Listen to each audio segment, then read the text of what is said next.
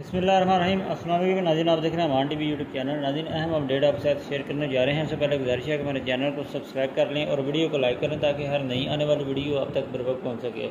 नाज़रीन, हालिया जो यूनान कश्ती हादसा है उस पर चौधरी अबदुल्ला गोटला ने अफसोस का इजहार किया।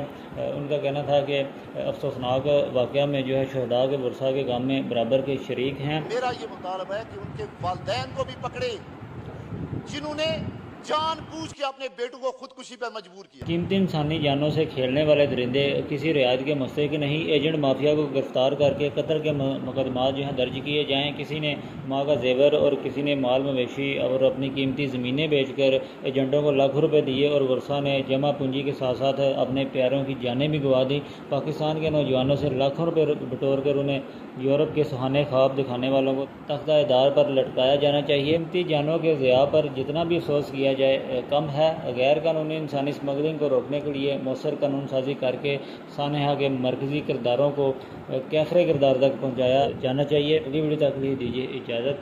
अल्लाह हाफ़िज़।